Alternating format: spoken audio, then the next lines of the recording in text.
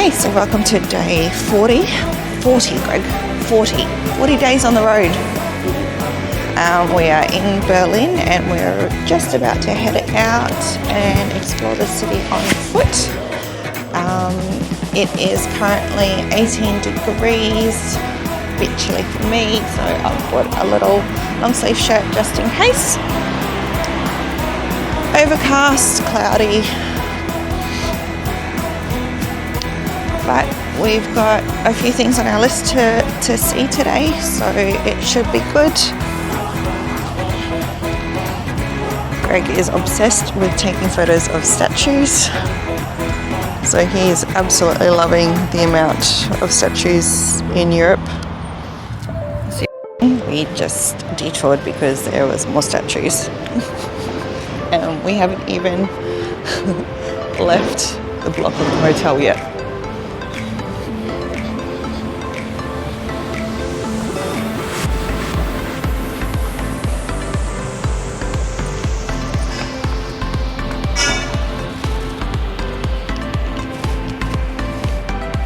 Okay, so we're en route to our first monument, which is the Berlin Victory Column. It was to commemorate the victories of all the wars, and so many wars, like the Prussian War, the Schleswig War, the Franco-Prussian War. So basically this is a monument to symbolize all the victories that they have had. They've also put the Roman goddess of victory, which is Victoria, on the top. So the column actually is the goddess is 8.3 meters high, so the whole column is 67 meters high. You can actually climb to the top. We'll see how much that is, because apparently the view is amazing as well. So it was started to get built in 1864, and the completion date was in 1873.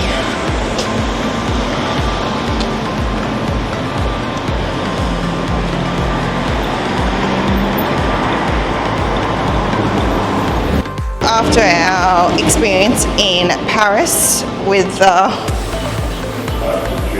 Arc de Triomphe and crossing the highway and getting stopped by the military police that we did it wrong, we found that there is actually a tunnel under the roads to the Victory Column, so we won't get in trouble this time.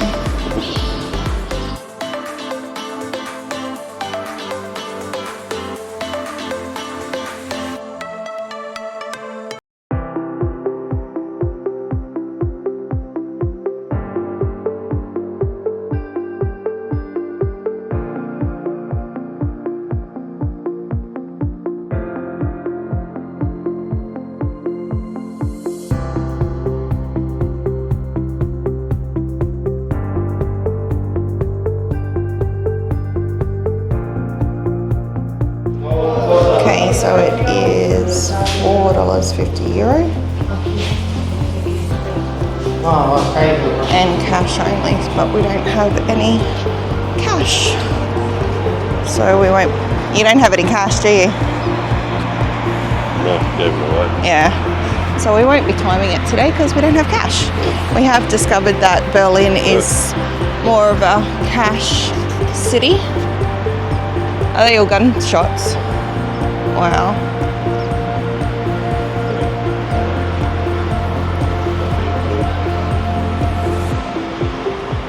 Wow.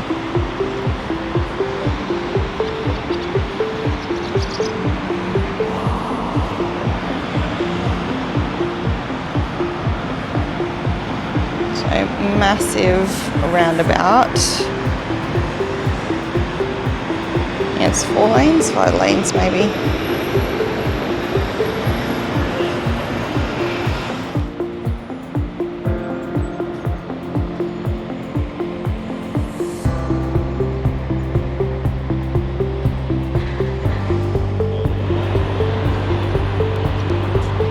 if you can see all the bullet holes in the columns. The face everywhere. Yeah, and all along the base of it.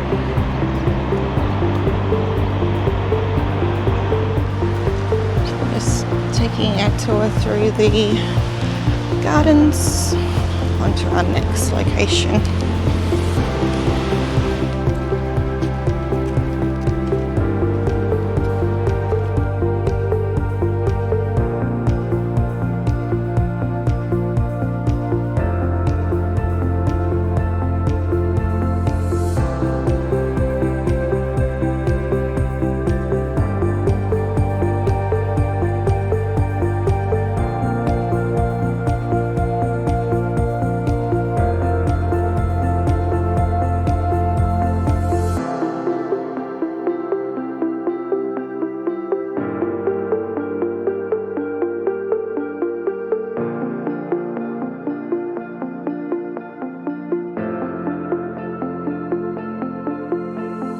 So part of our tour yesterday, Paul mentioned that Berlin is actually based on a swamp. So there was all these massive big pipes around the city, and we asked what it was, and he told us it was chocolate. So I was happy. But what it is actually it's got to pump out the water from under buildings and everything, because yeah, it gets all swampy, and it's literally you only dig a certain way down and you'll hit water. So not a lot of things grow like farming wise. So that's when the potatoes came on board, and one of the King Frederick, I think it was, no, maybe that's the wrong city, I can't remember. So one of the kings started growing potatoes, and he put it in his palace grounds and put this massive big barbed wire fence around it, made guards guard it night and day, and basically told the guards, if anyone tries to break in, it's okay, let them. Because he made potatoes sought after then. So yeah, after that, potatoes became popular and is now grown basically everywhere here.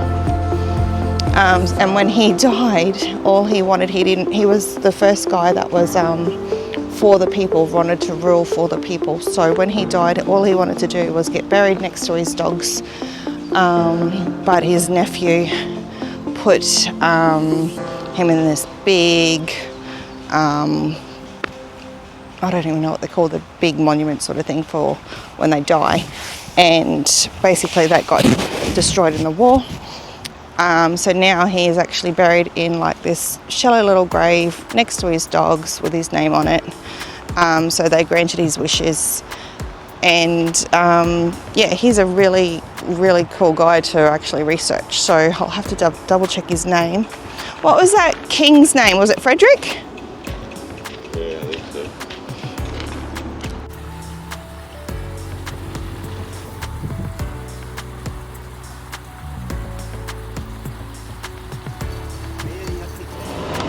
Breakfast stop is Hotel Manager, which is basically all through the UK.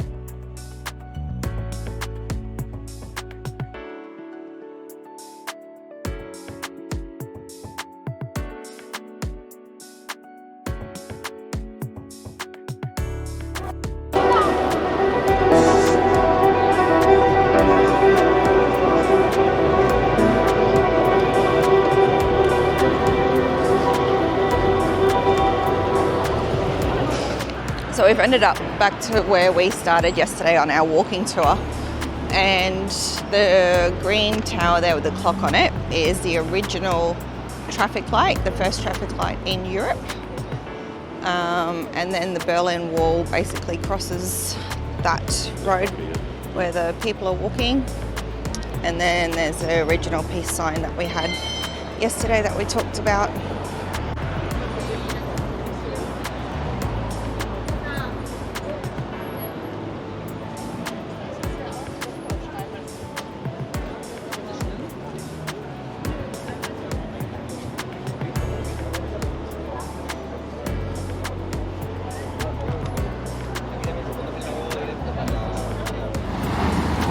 I love how in Europe that the footpath is divided for cyclists and pedestrians, and everyone walks on the right, rides on the right.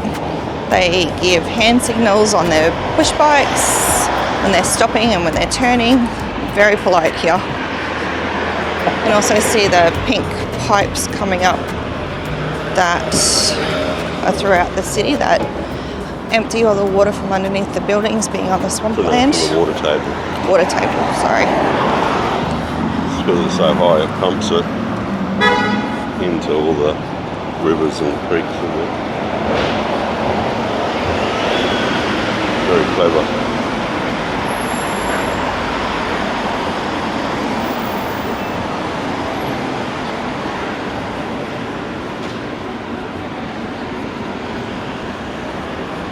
So we are now at the Topographie of Terrors, which is one of the bunkers remaining, and that's the Berlin Wall. So one of the stories Paul told us yesterday is basically the wall started off just being barbed wire between the east and the west. They got through that easy. So then they built the brick wall. Then they could jump over that. So then they added the curved top onto it, so you couldn't do it. Then people got clever, and they still wanted to escape the east, so they would go out their front door. Basically the brick wall would come across to their front door. They couldn't even escape their own house. So this is basically the headquarters of the Gestapo. With the wall going towards their front doors, they would drop out notes. People were jumping out of windows, jumping off roofs. They'd drop out notes to the west, because literally it was right there, and someone from the west who wanted to help them would call the fire brigade. So at 5 p.m, this person's going to jump off the roof. The fire brigade would turn up and have their little trampoline out, and they would rescue all these people off their roofs. So then they stopped that by starting to shoot people. So it was just absolutely terrible, and what they did to try to escape. And then there was two families that did a hot air balloon. They literally made a hot air balloon from sewing scraps and everything around the houses. They lifted it up, and basically what they started to do then was they'd keep the front of the buildings, then they'd make a gap. So then if you're going to escape, you would be shot in that gap. And then what happened with these balloon families, they did the balloon and it didn't make it the first time. They had to get through that gap, all the minefields, absolutely everything, without getting shot or noticed by neighbours who would dob them in. So then they tried again, they actually made it out. So some of the stories that people did to escape the east was absolutely incredible.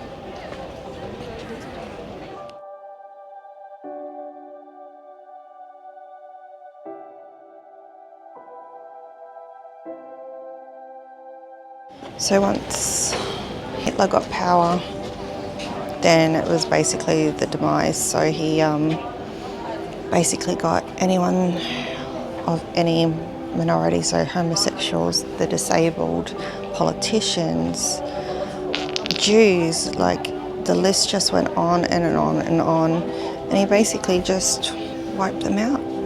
Sold them with propaganda and media and saying that this and this, and it's just so deep and so terrible what he did to these people.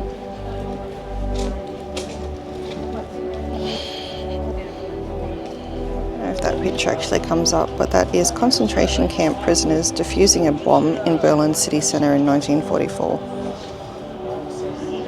So there's a lot of vacant land in the city still, and Paul was saying that it's one section just across the road from here is basically vacant because they found bombs, armed bombs on the site. So they need to defuse them and then they'll rebuild.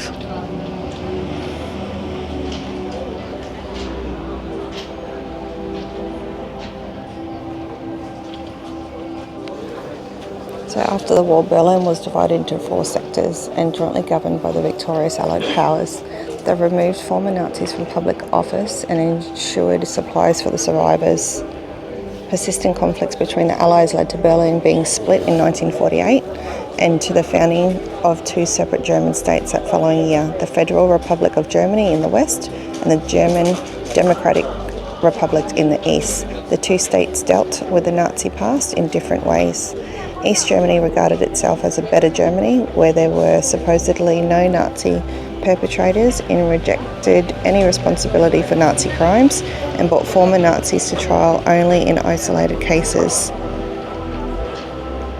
State assistance for the victims of fascism was reserved for people with politically correct attitudes. This meant mainly communist resistant fighters who were the key figures in the National Remembrance Ceremony held every year in East Berlin. While denazification was phased out in West Germany, in West Berlin it continued until the 1960s. However, former Nazis began taking public office again in the city. It was not until the 1980s that civic action groups initiated public debate about sites in the city related to Nazi perpetrators.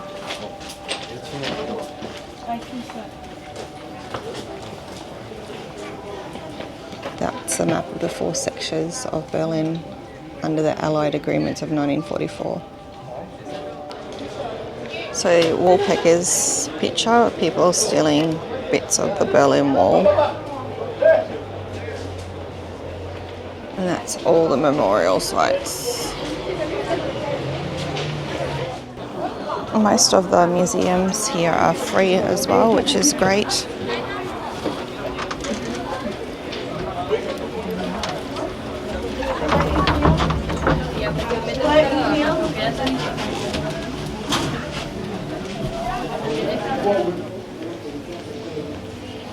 So this housed the most important institutions of Nazi terror, the National Central Headquarters of the Secret State Police, which was the Gestapo.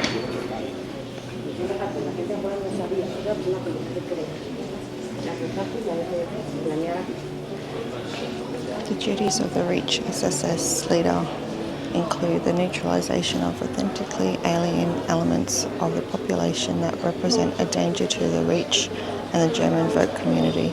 Adolf Hitler, 1939.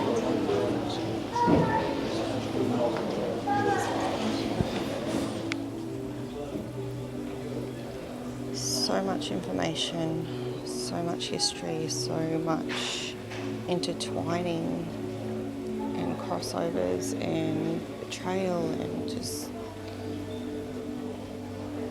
extremely overwhelming.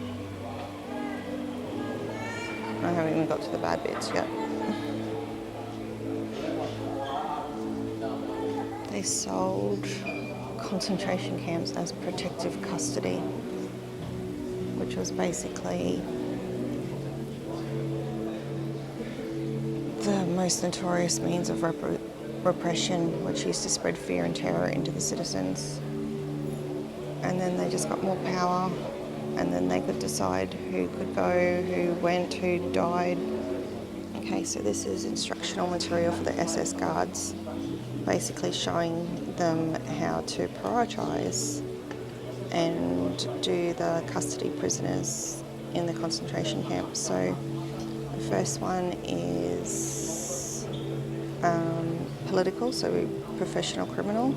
Then you've got immigrants, then you've got Jehovah's Witnesses, then you've got homosexuals, work shy, which is basically if you own businesses and stuff, the rich and the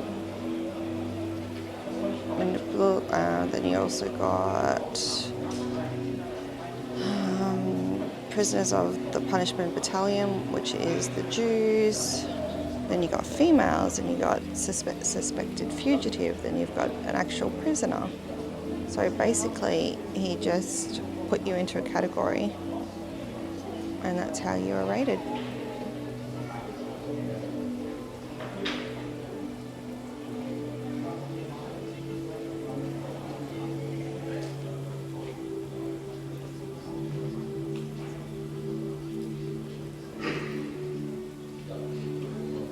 I just want to apologise in advance because of my mispronunciation of words, probably wrong facts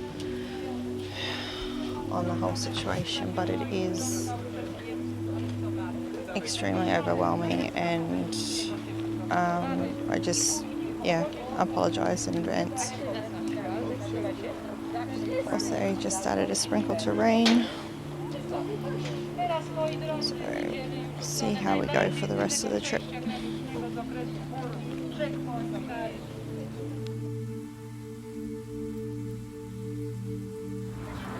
So Paul was saying because metal was so scarce that they made cars out of anything that they could get. So basically plastic, wood, sticks, absolutely anything. And yeah, just made what do.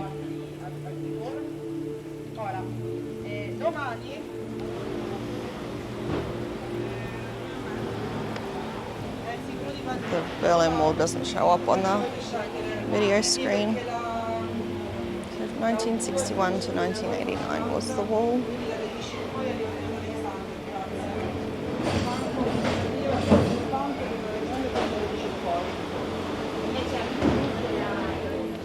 So if I stood here 30 years ago, I would have been shot because I am in the border strip that separated the former east and west of Berlin. 4-metre high wall and almost 70-metre wide death strip right at your doorstep.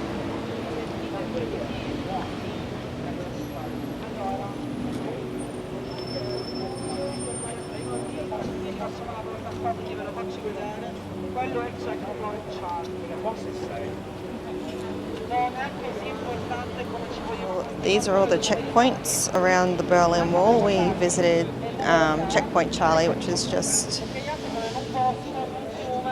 over there. You can see the little soldier man in the statue.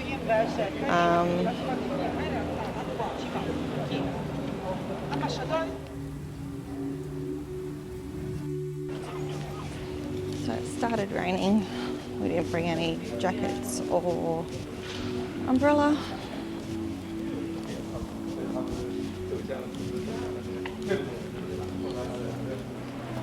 And this is the Gendarmenmarkt.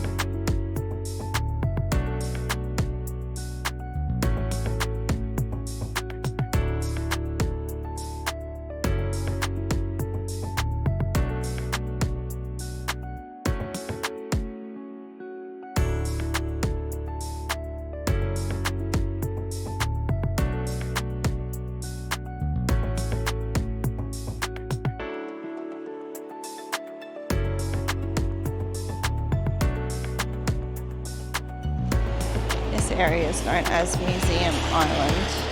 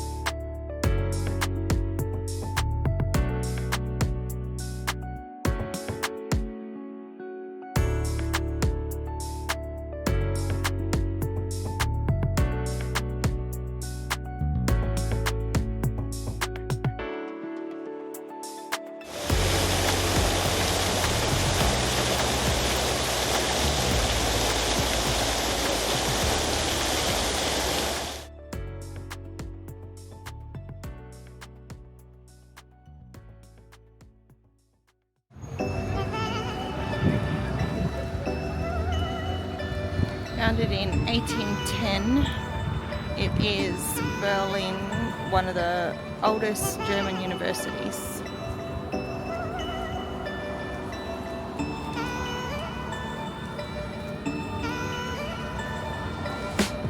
I just bought a Coke for €3.50, but discovered that I can buy 4 sausages and a bottle of Dom Perignon. Or the rosé is €4.49, or just normal is $2.59. A little baby bottle is €35. I think I'll stick with my Coke. So at the Brandenburg Gate, and we've just stopped for some lunch.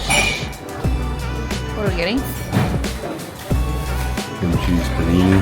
Ham cheese panini and Whatever that is. whatever that is.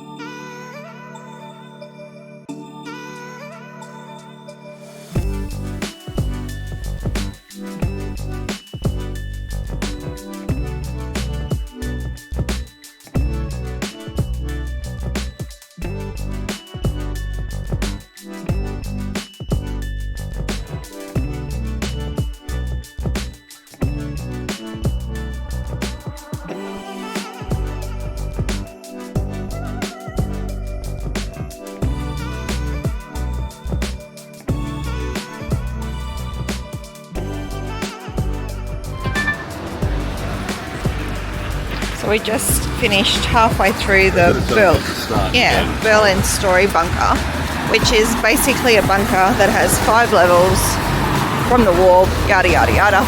Anyway, so we got down to section 34 and we needed to go to the bathroom, so we went to the bathroom. Couldn't take your headphones in for security reason, which is fine. And then you can't go back in, you have to go all the way around. It's a one-way museum, so she was just rude. And so we just left because it got pretty heavy there. Oh, thunder. I think we're gonna cop a storm.